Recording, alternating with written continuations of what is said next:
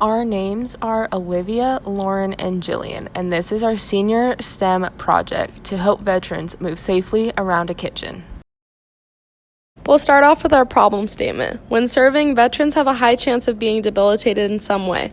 Some of these debilitations include loss of strength and/or balance to stand or walk for long periods of time. It's been proved that losing such mobility can affect a veteran's ability to perform necessarily daily activities such as navigating a kitchen. Studies show that by engaging in recreational activities such as cooking or baking have had a positive influence on their recovery and their lives in the future. We justify this by the multiple meetings held with the VA hospital specialists discussing the needs of their patients. Before beginning our prototyping, we did a lot of research on our problem, and we found that there are currently no patents available to our specific problem statement. However, we did find some similar solutions to the one we would create. To start, we researched the Solo Step harness system, which is an overhead track system and harness system designed to protect patients from falling while walking. We found that this solution was not specific to a kitchen, and in our design, we wanted it to be.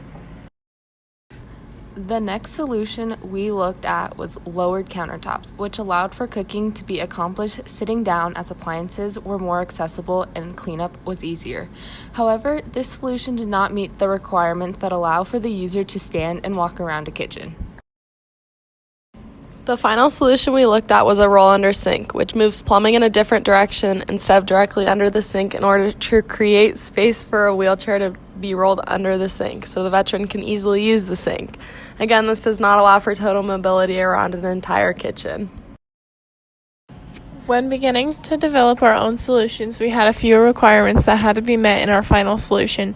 First, the solution had to be stable enough to hold the weight of an average veteran, about 200 pounds.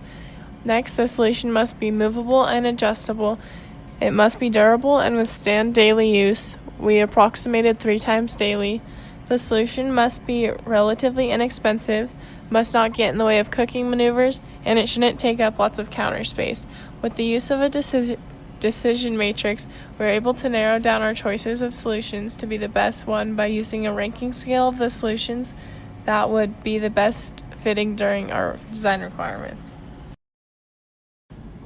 Before building, we did multiple sketches of our prototype that would later be built and tested.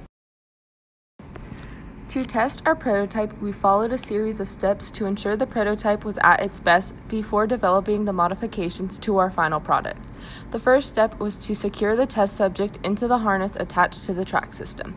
Then, the test subject would take one step to their right, then one step to their left. The previous step would be then repeated.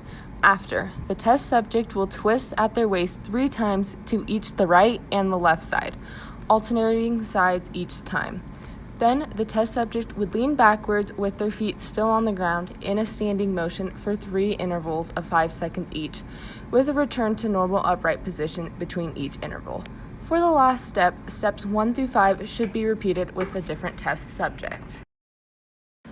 Throughout the development of our project, we used the principles of science, technology, engineering, and math to create our final design.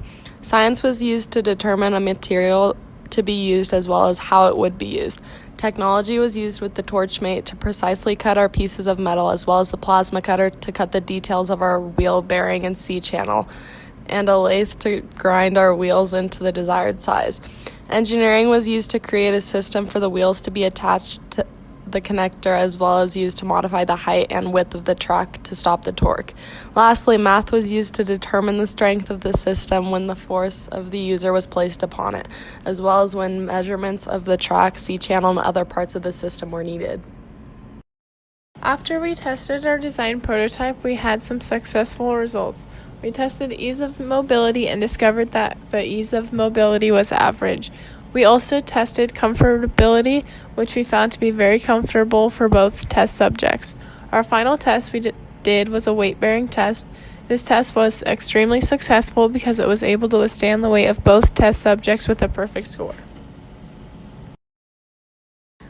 After modifying our prototype multiple times, our group was able to yield a successful working prototype. Our first modification was resizing and rewelding our seat channel to prevent the wheel bearing from moving forwards and backwards while sliding smoothly side to side. Next, we used the lathe to grind the wheels to the size that would fit perfectly within our seat channel without being too big or too small. These modifications resulted in a working prototype.